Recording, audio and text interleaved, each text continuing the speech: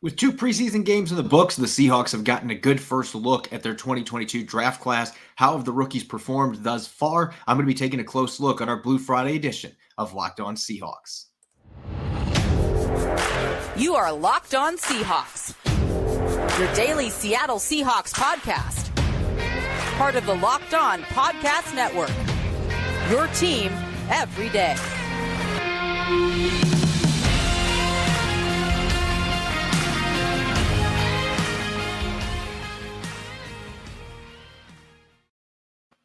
Greetings, 12. This is Corbin Smith, your host for Locked On Seahawks. Happy Blue Friday to all of our listeners. And as always, thanks for making Locked On Seahawks your first listen 5 days a week. The Seahawks fell in their second preseason game last night, a 27-11 loss at Lumen Field to the Bears.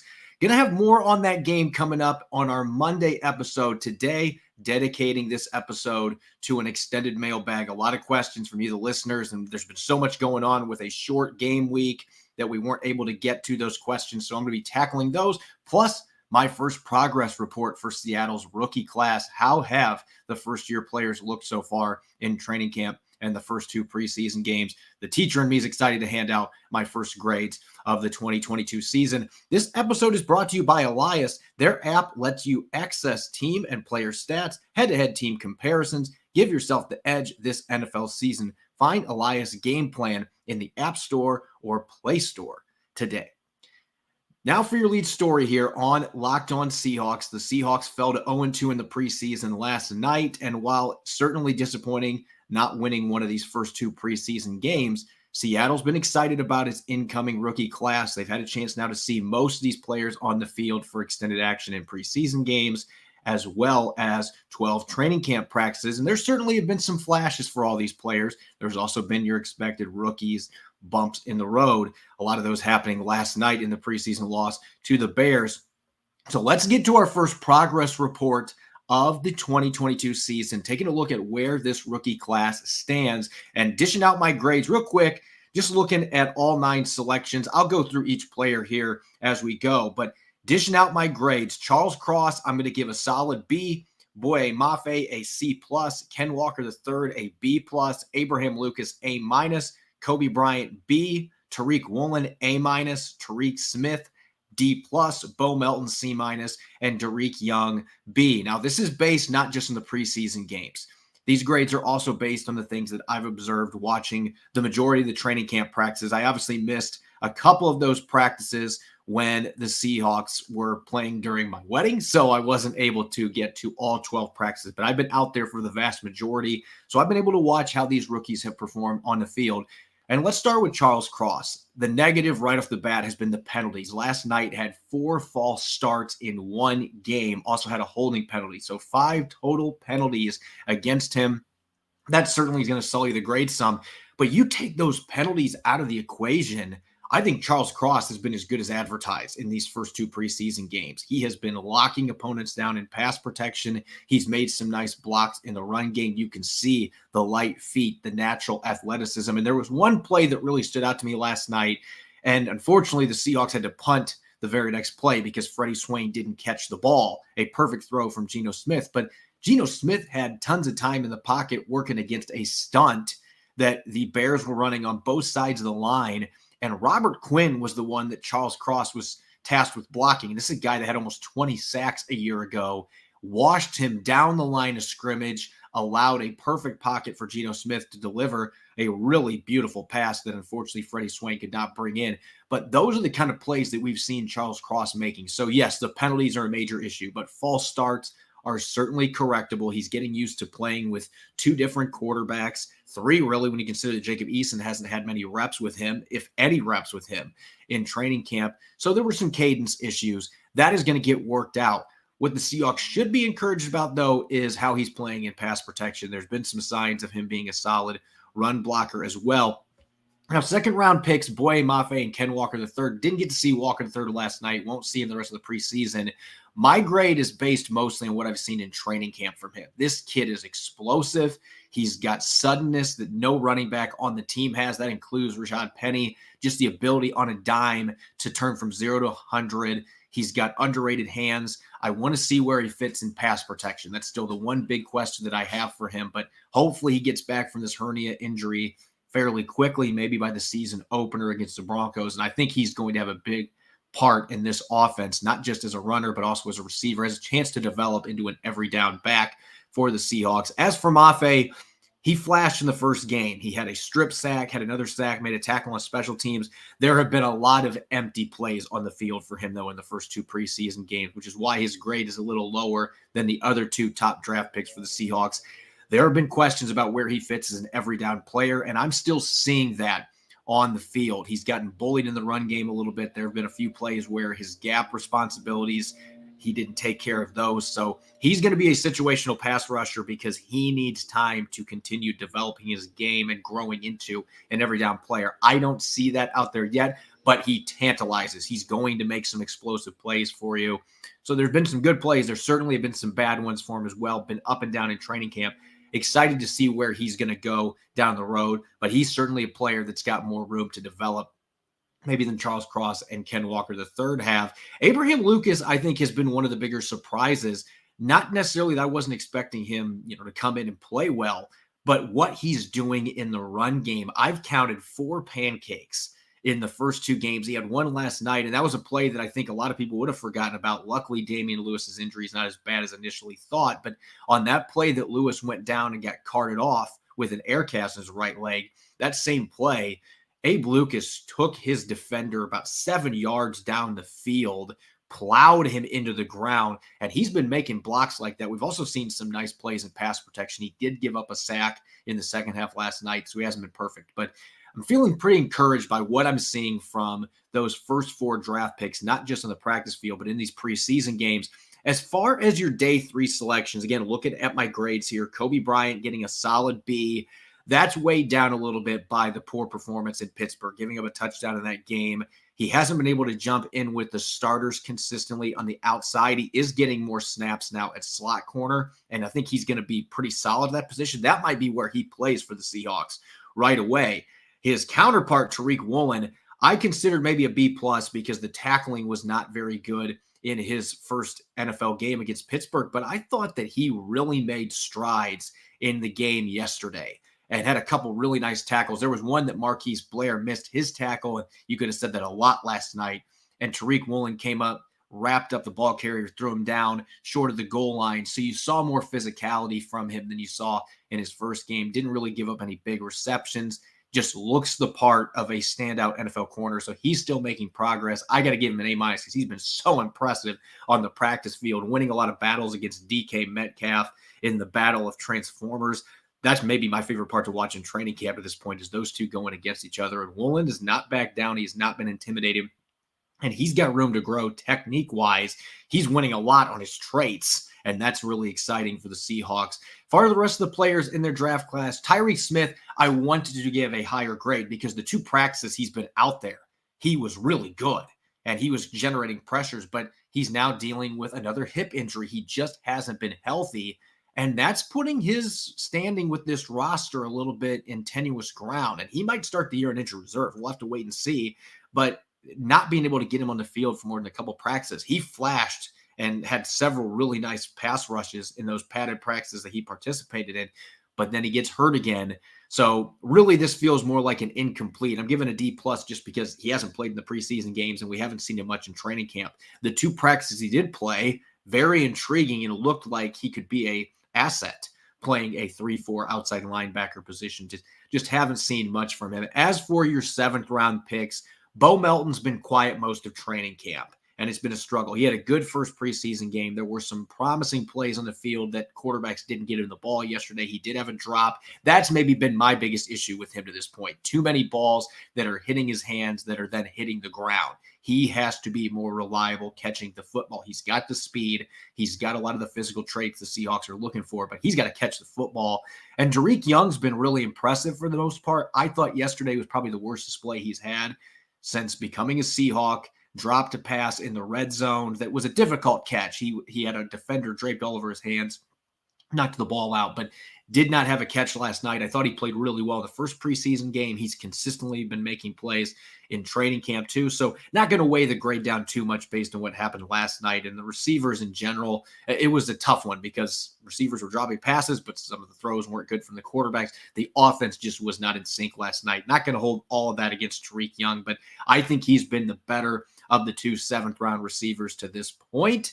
Melton's made a little bit of progress recently. We'll see what happens in these final couple weeks of camp in the final preseason game. But right now, Young is the player that I think is much safer in regard to his status making this 53-man roster. Coming up next, I'm going to be tackling your mailbag questions. I've been promising to do this for the last several days, and with this being a short game week, we are trying to cram our game previews, and we're trying to wrap up coverage of the Steelers game, and there just wasn't time. But there's been so many good questions from you, the 12s, so I'm going to dedicate the rest of this Blue Friday episode to answering those. We'll get to that mailbag coming up here in a moment.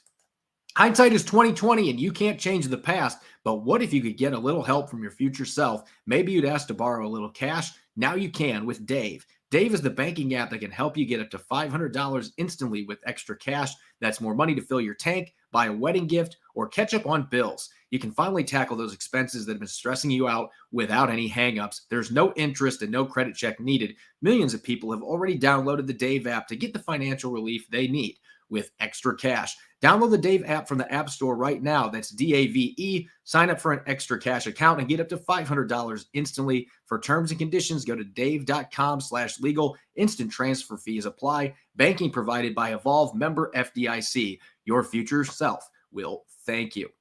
You're listening to the Locked On Seahawks podcast, Blue Friday edition. I'm your host, Corbin Smith. Thanks as always for making Locked On Seahawks your first listen 5 days a week. We greatly appreciate it.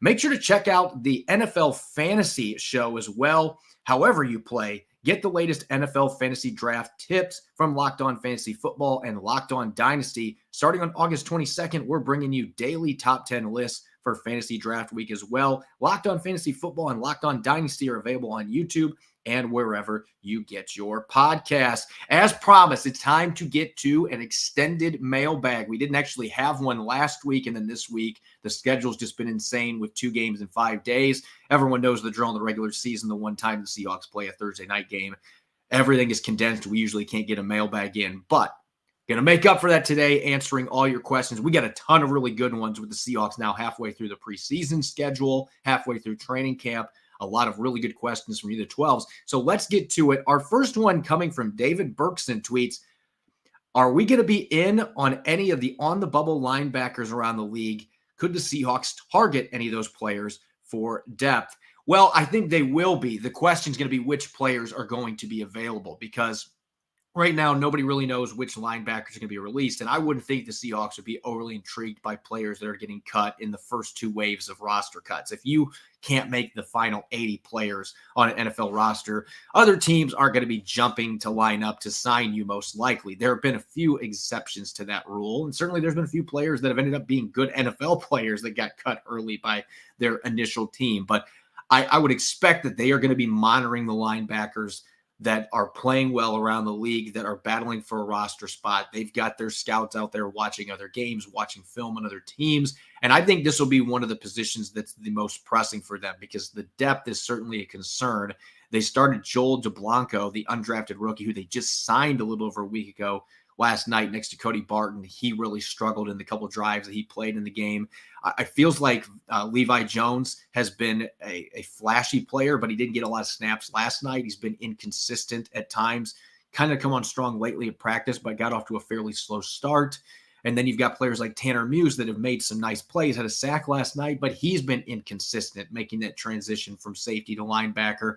John Radigan's out. Ben Burkervin's out. They've got some significant question marks. So I do think linebacker is a position that they are going to be scouting hard, looking at potential waiver wire candidates. As far as players that they'll be looking at, I need to see which players are getting cut first before making that judgment, and take a look at which guys have been impressing and maybe just were squeezed out because of depth on other teams. And then we can have a better idea maybe who the Seahawks will pursue. Next question from Cody Smith tweets, who has the best chance to start at wide receiver number 3? Well, That's a question that I don't know I can necessarily answer because nobody seems to want that. Look at what happened last night. Freddie Swain had that awful drop. Bo Melton and Derek Young really didn't do much. So the two rookies didn't put many numbers on the board in a game that they could have given themselves a chance. Marquise Goodwin is hurt. D. Eskridge is hurt. Aaron Fuller dropped a touchdown at the end of the game. I mean, all of the players that are in a position to try to bolster their candidacy. Cade Johnson muffed a punt. I thought he looked good at receiver, but that was such a huge turnover in this football game that swung momentum even further over to the Bears right before halftime.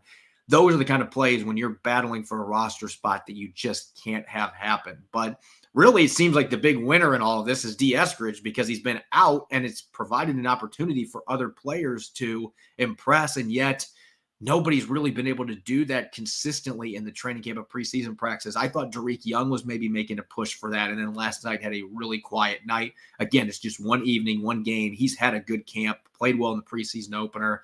Bo Melton's been very inconsistent. Penny Hart has made some nice catches in the last week. Maybe he's regaining some momentum after a slow start to camp, but just nobody's really jumped out and snatched that job. And so if you're D. Eskridge, if you can just get healthy, get on the field, show off your speed, I would still think that he's your number 3 guy because nobody else has jumped up and taken that position from him. That's not necessarily good news for the Seahawks. They have a lot of talent at the receiver position. You can see it on the practice field, but it hasn't necessarily played out in the games. Some of that might be the quarterback play. Last night, though, there were some inexcusable drops in that game as well. So this group collectively needs to step up so that Seattle can maybe figure out who's going to be that number 3 receiver. Right now, I would think Eskridge is probably going to be the guy because nobody else has taken that position from him. Take Warning presents Who Will Be the Most Surprising Cut? At this point, I don't know that you're going to have any super shocking cuts on this roster. It's not like the Seahawks are going to be releasing Gabe Jackson, for example, one of their highest paid players, especially with Damian Lewis being hurt now. You're not going to have any shocking cuts like that, but I'm going to throw 2 of the top picks from that 2019 draft class that are now in their final year of their rookie deal out there. Marquise Blair last night had 8 tackles. So if you're just looking at a stat sheet, you're probably thinking he had a pretty good game, but he missed 5 tackles by my count. He also had a penalty where he was leading with his helmet. That continues to be a major problem for him technique-wise. He loves to be a headhunter, and that can get you injured, which with his injury history is not good. It gets you penalties, and he doesn't wrap. For whatever reason, he's one of those guys that is trying to Madden hit stick guys in the field, and when you don't wrap, guys are going to get out of your tackle attempts more times than not. And so all those missed tackles, he played deep into the second half last night. Some of that was because of the injuries and also not playing Quandre Diggs or Jamal Adams at the beginning of the game. But a former second-round pick should not be playing in a second preseason game deep into the second half. If he's on good standing, that's not going to happen. And so I do think Marquise Blair probably still on the right side of the bubble right now, but I don't think it is a given that he's on his football team right now. He's got to play much better in the preseason finale because I thought he looked last night like he was out of place. He just was missing tackles left and right. And there certainly have been some bad plays in the practice field too. He has not made the impact he did pre-injuries a couple years ago. They need him to rediscover himself, or Ryan Neal's going to come back and he's just going to take that roster spot. And right now, they're not going to have room to carry 18 safeties. So there's a lot of pressure on Marquise Blair. And I think you could say the same thing for LJ Collier. He's trying to make it back from an elbow injury. Miles Adams had another sack last night, continues to make a push for a roster spot. He's turning the heat up on LJ Collier. As a former first-round pick, now in the final year of his deal, the Seahawks can save a little bit of money by cutting him. If he's not one of their top 5 or 6 defensive tackles, he's got to go out and prove himself. So those would be the 2 players. I don't know necessarily at this point Collier would be a surprise just because of how poorly last year went, but Blair certainly would be. A lot of people still had high expectations. Maybe he gets it turned around as he continues to rebound from the last knee injury that he had, but he has not looked good so far in training camp and the preseason. Flow 1100 tweets, what happened to Josh Johnson, the running back? Haven't heard anything about him since May or so. He's been one of the players that has been caught in this vicious cycle called the Seahawks not being able to sustain drives. Because not moving the chains, not picking up first downs on third down, you just don't get the plays. And Pete Carroll talked about it last night. The run game was effective, their top 3 running backs averaged 5 yards per carry collectively. They were moving the ball on the ground, but penalties kept pushing them back. And then the passing game wasn't going. There was no rhythm on offense. They couldn't convert on third down. You cut into your plays, and there's less chances to get other players in the field in a preseason game. Josh Johnson appears to have been passed by Darwin Thompson on the depth chart. So that's not necessarily a good thing for him. He hasn't been used a lot in practice, but not a chance for him to try to gain ground because he's not getting on the field with limited offensive snaps. This is the unfortunate reality right now for a lot of guys. There's some receivers that aren't getting a lot of reps. There's tight ends that aren't getting a lot of reps, linemen that aren't getting a lot of reps. And it's just because the offense isn't running enough plays. If that sounds familiar, that was an Achilles heel for this football team all of last year. So they've got to find a way to sustain drives, and then they can keep that run game going. Players like Josh Johnson can get a chance to contribute some in the final preseason game in Dallas.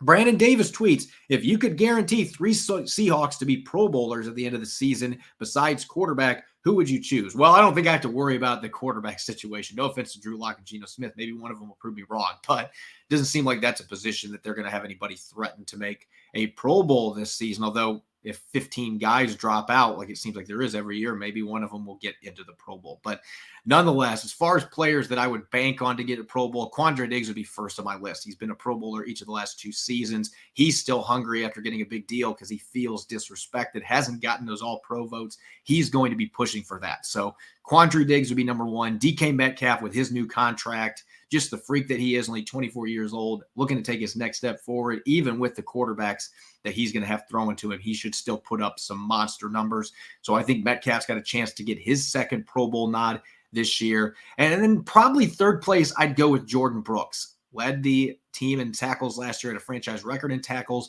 He's going into year 3, has a chance to really be one of the elite middle linebackers in football. Jamal Adams, Michael Dixon, Tyler Lockett would be 3 other names that I would have lumped in there probably as that third most likely to be a Pro Bowler. The Seahawks have some talented guys, but I would say Quandre Diggs takes the cake here. If I had to put money down, Rashad Penny would be my wild card of this group. Can't bet money because of his injury history, but if he's healthy, can be an elite running back in the NFL and could certainly be a Pro Bowler for the first time. But I would put him in my top 3 just with the injury risk, the durability history there. Hawkstrologer tweets, what does LJ Collier have to do to make this roster, and what money do we save if he gets cut? Well, I don't have that specific figure in front of me, but they didn't pick up his 5th-year option. So you're not looking at a ton of money that you would be saving, a couple million by cutting him. But I've mentioned this earlier. He's just got to get on the field, and he's got to show that he can play defensive tackle in this 3-4 scheme. Can he generate pressure? Because I think that's where he's going to fit into the equation. He's not going to be an every down guy, but he is a former defensive end that has enough athleticism rushing from the interior that he should be a problem collapsing the pocket.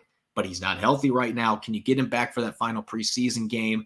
If he can go out there and play well, and I would expect with extended snaps, then maybe he can keep himself on the roster. But again, Miles Adams is right on his tail, closing in on the rearview mirror. He might even be past the blind spot at this point. This is a very close race, and Collier is far from guaranteed to make this football team. So he's got a lot of pressure on him as the Seahawks gear up for this final preseason game. Life can be full of challenges. Recently, our family has undergone significant strife with family members dealing with debilitating health issues, and it's been a struggle for me coping with it mentally. Life can be full of twists and turns, so it's important to show yourself through it all. BetterHelp Online Therapy will assess your needs and can match you with your own licensed professional therapist in less than 48 hours. Therapy worked wonders for me. It's done so several times, but don't just take my word for it. Having someone in your corner to guide you when you're struggling to navigate obstacles can be invaluable. It's not a crisis line. It's not self-help. It's professional therapy done securely online, available to people worldwide. With therapy, it can take a few tries to find the right fit for you. BetterHelp is a great way to invest in yourself. BetterHelp has a special offer for our listeners. Get 10% off your first month at betterhelp.com/lockedon. That's 10% off your first month of online therapy at betterhelp.com/lockedon. You're listening to the Blue Friday edition of Locked On Seahawks. I'm your host, Corbin Smith. Thanks, as always, for making Locked On Seahawks your first listen 5 days a week. And make sure to check out the Locked On Fantasy Football podcast for your second listen. Find the intellectual fantasy expert, Vinny Iyer, who brings over 20 years of NFL expertise and a unique angle to give you the moves no one else has. Get ready for your upcoming fantasy draft with Locked On Fantasy Football. Continuing our mailbag segment, our first question here in the third quarter coming from Jenny. Who is on your next 5 to be cut list? And I'm going to be honest, this is a really tough one. The Seahawks are going to have to go down to 81 players. They do have Aaron Doncourt still as that exemption up until the 53-man roster cut. Then they will have to do something with him. But they don't have to go down to 80, 81 players. That means 5 players are going to have to make moves with. They do have a couple guys that got banged up last night. Safety Scott Nelson, for example. Maybe that leads to an injured reserve designation. That would open up one of these roster spots. But as far as players that look like they could be on the chopping block, you don't want to pick on the kid because it was his first chance to start. He's a local kid from Aberdeen. But Joel DeBlanco, the undrafted rookie out of Cincinnati, really struggled last night. And it feels like with the other linebackers they had playing a little bit better last night, he might have gotten his 1-week audition. I don't know that he'll be on this roster when the Seahawks cut down to 81 players. I also think in the secondary, just because the corner situation, they're going to be getting Artie Burns back this week, probably. John Reed, they're hoping to get back. I mean, this is a position that's got some depth, and they already made one cut with Josh Turner last week. And so I'm expecting that Elijah Jones, the rookie out of Oklahoma State, is going to be next in that list. And the safety position, Deontay Williams hasn't really done much, the undrafted rookie out of Nebraska. At some point, they're going to be making some cuts at that position. Maybe Liam Ryan, the tackle out of Washington State. He just came off of the PUP list. You haven't gotten much of a look at him, so maybe that keeps him around for a little bit longer. But the Seahawks may consider making a cut there as well. Those are the kind of players I expect to be cut this week. I don't think there's going to be any shocking cuts like a Marquise Blair or somebody like that. They're going to want to give him another chance to play in Dallas and see if he can get his feet underneath him because he's shown talent when he's been healthy in the past. I just don't expect there's going to be any shocking cuts. It's going to be one of those back of the roster guys at a position where they have a surplus of players. So somebody like DeBlanco, maybe Elijah Jones. They've got Eric Wilson at guard. He might stick around just because of Damian Lewis's injury, but there are positions like that where you have players way down in the depth chart. Those are the guys that are in jeopardy to get cut here as the Seahawks move down to 81 players.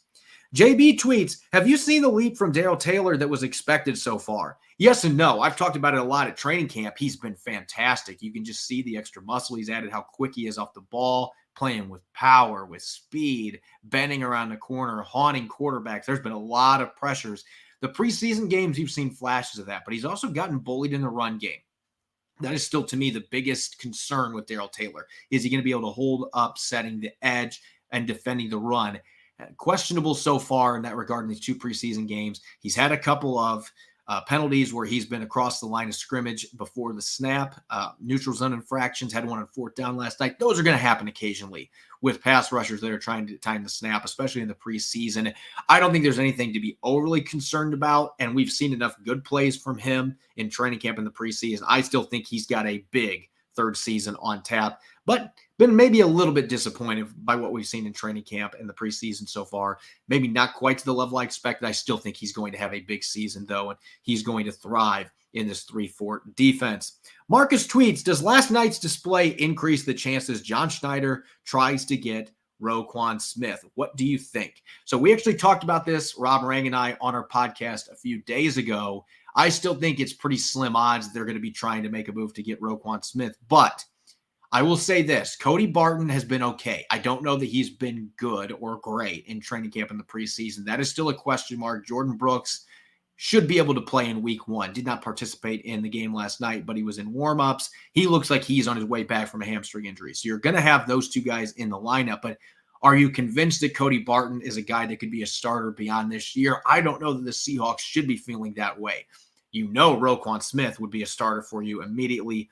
The issue, of course, is you're going to have to give him a new contract. That would have to be something that would be part of the trade. We want an extension as part of this deal. Don't do a Jamal Adams type thing where you're trading for him as a rental player and then trying to squeeze a contract in. You would want to get that extension done as part of the trade. The Bears don't have a lot of leverage right now, but at the same time, they might force the player's hand too. They don't have to trade Roquan Smith. So I just don't see it happening. But the Seahawks linebacker depth, as I've mentioned, it's shaky. They've got some young guys that maybe have some potential, but they're not ready. Then they've got players like DeBlanco, who just looked like he was out of his element last night. Tanner Muse is a solid special teams player, but I don't know about playing him on defense. their starting lineup. Jordan Brooks is a great player with all-pro upside. Cody Barton, you just don't know what you have there at this point. You know Roquan Smith is an all-pro caliber player, so he would be an outstanding addition. It's just going to be the cost to acquire him, the cost to extend him, have Jordan Brooks get extended in the near future. On top of that, do you want to pay 2 linebackers? I'm just not seeing it, but it's certainly a fun idea. And if you're somebody that plays Madden, you'd love to make that trade and put those guys in the middle of your defense. It would certainly help the Seahawks. There's no question about it. I just don't know that John Schneider is going to be aggressively trying to pursue that deal. He's willing to roll the dice, though, so don't rule anything out. Next question coming from Derek tweets, if you're running Seattle's practices, what do you do to try to fix the tackling problem? That's a really good question. And still stay within the confines of the league's rules. I don't think the Seahawks have to really push the boundary too much. I'm saying this just from being somebody that's been an observer there. And Greg Bell at the Tacoma News Tribune brought this up last night too. The Seahawks used to do some tackling where they had gymnastic mats out on the field to prevent guys from going all the way to the ground, but they were working on full throttle tackling. I have not seen them do that at all in training camp in their padded practices. I haven't seen them do as many of the pursuit drills they've done in the past, and that's something they've absolutely got to clean up, especially when you look at how bad special teams have been the first 2 weeks, especially last night. It was atrocious. So they got to work on that stuff. If I was running practice, again, you have to toe that line because you can't have that much physicality. You want to keep your players healthy, but you also got to work on technique. And so there's got to be ways. There's got to be drills that they can mix in and get a little bit more physical, work on the wrap, getting to the ground. If that means getting those gymnastic mats out, they got to do something because the tackling has been really shoddy. And quite frankly, the practices, they just haven't done very much to work on those things. Even NFL players have to work on those fundamentals. So I think Pete Carroll, after seeing this a second preseason game, I think he is going to get back to the drawing board, and we will see more of those drills come back out on the practice field. They've got to do something to try to clean this up. There's too much talent on this roster to be missing that many tackles and taking that poor of angles. They'll get back to work. I think they will get it cleaned up. I wouldn't be overly concerned. If they get out of the Dallas game and it's still a problem, then they definitely need to do some soul searching. But I expect that Pete Carroll is going to make some significant changes in terms of drill work to try to really fix this issue as we get closer to the start of the regular season. Ashley tweeting, Jacob Eason had some good moments last night. What would it take for him to be taken seriously in the quarterback competition? I don't think that he's ever going to be in this competition. It is a 2-horse race. He had to play a lot better than he did last night. And there were some good things. I'm not saying there weren't. I gave him the game ball on our post-game episode. I thought there were some good throws from him. There were certainly some ones he missed, but he didn't do near enough for me to suddenly say, maybe they should open this up to a third quarterback to compete for this job. I haven't seen that yet. There's just not the consistency. He hasn't been getting reps consistently in practice. And so that's limited his opportunities to really impress. That's what happens when you're the third quarterback in the pecking order. So certainly he made some throws last night that might help him get on another roster as the number 2 quarterback. But Geno Smith and Drew Lock are the two that are battling for this quarterback job. And I don't see any way at this stage. If Easton was going to be part of this, he would have been part of this much earlier in the process. And he has been a very distant third. So while there were some encouraging plays last night, he also only averaged 4 yards per attempt. There were a lot of things that you could look at in the film and say that's why he's a third-string quarterback as well. So I don't see him being in the mix there. Washington Husky fans certainly would like to see him emerge as a contender for that position, but I just think it's too late in the game for him to be part of that, and I'm just not sure that he's done enough at this point to warrant being part of that quarterback competition. And our last question here from Doug H. tweeting, and we got to stick with our quarterbacks. I know this question angers many 12s out there, given the fact that Jimmy G plays for the 49ers, but is it Jimmy G time yet? What more do we need to see? I do think that the door is continuing to open wider and wider for this to potentially happen. The 49ers are going to cut Jimmy Garoppolo at some point. Nobody's going to trade for that contract. They don't want to have all that on the books. There is going to come a time where they're going to release him. The problem is going to be the timing. You're going to be a week away from the regular season. You're not going to be able to get him up to speed to start him. If you're the Seahawks, at least, you're not going to get him up to speed to start against the Broncos in week 1. That's not going to happen. Now, if he becomes a free agent, the Seahawks could take a move there, and they could try to gear him up to be ready to maybe play in week 2 against his former team. You could try to accelerate that process, but it'd be a disadvantage for the player and for the team. At this point, I would not rule this out because he is going to become a free agent. The Seahawks clearly have their quarterback concerns. At the same time, I think Drew Lock needs a fair shake here, not getting to play because of COVID on Thursday night and the way that Geno Smith played, not a lot of support for him, but missed some throws. Just wasn't a great game for him either. Give Drew Lock that legitimate opportunity in the third preseason game going against the Dallas Cowboys, even if it's backups that he's playing against. Give him a chance to play with some starters and see how he responds, because he had the momentum before he got sick this week. And so I think you have to see where he fits in and give him a legitimate starting opportunity in a preseason game before you suddenly make the leap to, we need to get Jimmy Garoppolo. If Locke gets that start and underwhelms, doesn't do enough to say, hey, that's our starting quarterback, then absolutely you're hoping the 49ers cut Garoppolo so you can make a move for a guy that has led a team to a Super Bowl, has been to another NFC Championship game, not an elite quarterback, but he has been good enough to win a lot of games with. I think at that point, Seattle would certainly be interested. But to me, the X factor here is Drew Lock. He needs to get a legitimate opportunity to be the starter, and he hasn't gotten that chance at this point, missed out on last night's game. Let's see where he fits in that week 3 preseason game, and then the Seahawks can evaluate where they're at the quarterback position. As always, you can follow me on Twitter at Corbin Smith NFL. You can check out Locked On Seahawks on Apple Podcasts, Google Podcasts, Spotify, and 5 days a week streaming on YouTube. Coming up on Monday, I'll be rejoined by Rob Rang. The two of us, by that point, will have watched the All-22 film several times through. We're going to have our top 5 grades, maybe some grades that were underwhelming from this game, more in-depth analysis for our Monday musings. You won't want to miss it. Enjoy your weekend. Thanks for listening. Go Hawks.